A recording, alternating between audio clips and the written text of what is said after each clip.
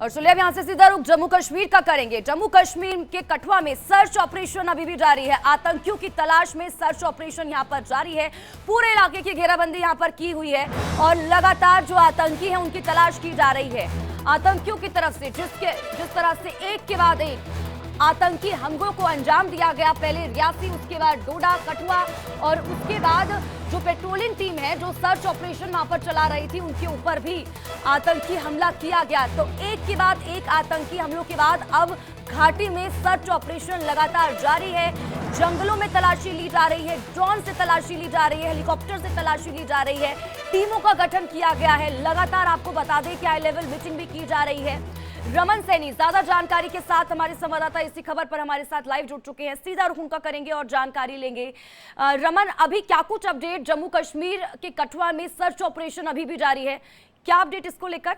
जी हाँ स्वाति, देखिए इस समय हम ग्राउंड जीरो पर मौजूद हैं, जहां पर कल देर शाम जो है एक बार फिर 2 आतंकवादियों को यहां पर देखा गया था। दरअसल वो आतंकवादी एक बार फिर यहां पर एक महिला के घर में पानी मांगने के लिए आए थे और उसी वक्त ये जानकारी मिली थी कि 2 और आतंकवादी यहां पर मौजूद हैं। मंगलवार को इसी इलाके के अंदर एनकाउंटर शुरू हुआ था और उसके बाद बुधवार की दोपहर में 2 आतंकवादियों को मार गिराने में सफलता हासिल हुई थी, जिसमें जैश ए कमांडर का एक बड़ा आतंकी रियान भी शामिल था। तो उसके पास से कई बड़ी मात्रा में हथियार, गोला बारूद और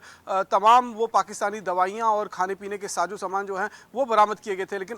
बताया ये जा रहा है कि जो रियान था उसके साथ 4 आतंकवादियों का ग्रुप था। 2 आतंकवादी तो बुधवार को मारे जाते हैं, लेकिन उसके एक दिन बाद कल शाम को फिर 2 आतंकवादी जो हैं इस इलाके के अंदर ट्रेस होते हैं। और उसके बाद आप देखेंगे कि पूरे इलाके को छावनी में तब्दील कर दिया गया है। पूरी तरह से यहाँ पर BSF, जम्मू कश्मीर पुलिस की जो स्पेशल ऑपरेशन ग्रुप के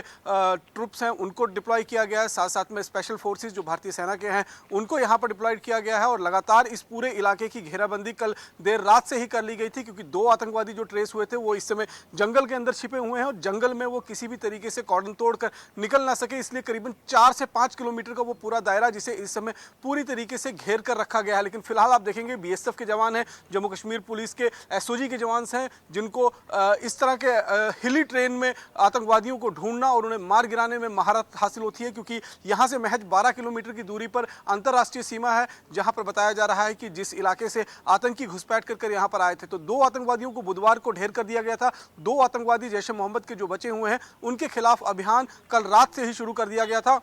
मैसिव डिप्लॉयमेंट इस इलाके के अंदर किया गया है और माना यह जा रहा है कि बहुत जल्द, और अब कोशिश जो ये हो रही है कि उन आतंकवादी जो इस समय जंगल के अंदर छिपे हुए हैं उनको जीरो इन करना है, क्योंकि जंगल बहुत घना है और टेरेन बहुत बड़ा है। क्योंकि ये जो पूरी पहाड़ी है, जो अगर मैं आपको दिखाऊं तो ये सामने आप पहाड़ी देख रहे हैं, ये पहाड़ियाँ सीधे उधमपुर की जो रिज है बसंतगढ़ के साथ लगती हुई, उसके साथ लगी हुई पहाड़ियाँ हैं और इन्हीं पहाड़ियों का इस्तेमाल करते हुए आतंकी जो हैं वो लगातार अपनी मूवमेंट कर रहे हैं। 28 को हमने देखा था, 28 तारीख को जिस तरीके से उधमपुर के बसंतगढ़ के इलाके के अंदर एक SPO की, एक VDC मेंबर की जो है वो हत्या आतंकियों ने की थी और उसके बाद वहां पर बड़ी संख्या में जो आतंकी आए थे वो जंगल के अंदर छिपे हुए थे। इस समय अगर आप देखेंगे ये वो नाला है जिस नाले से पिछली बार यानी कि मंगलवार और बुधवार की जो रात थी उस जहां से ये गाड़ी आ रही है यहीं से आतंकियों ने फायर किया था और इसमें CRPF का एक जवान जो है वो पहले गंभीर रूप से जख्मी हुआ था और बाद में उसकी शहादत हो गई। तो ये पूरा इलाका जो है इस समय सुरक्षा बलों ने अपने घेरे में ले लिया है। सिविलियंस के आने जाने पर पूरी तरीके से रोक लगा दी है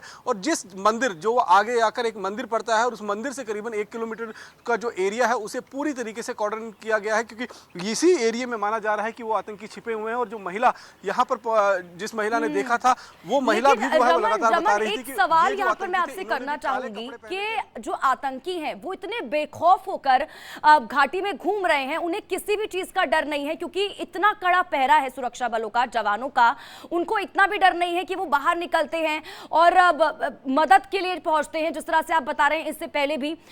वो मदद के लिए लोगों के पास पहुंचे थे, मदद भी उनकी की गई, जबकि उनको पता है, उनको ये जानकारी होगी कि अब तो उनके जो पोस्टर हैं वो भी चस्पा कर दिए गए हैं, लेकिन उसके बावजूद भी उनके अंदर कोई डर नहीं है। वो खुले में घूम रहे हैं, मदद लोगों से मांग रहे हैं, उसके बाद अपने ठिकानों पर वापस लौट जाते हैं।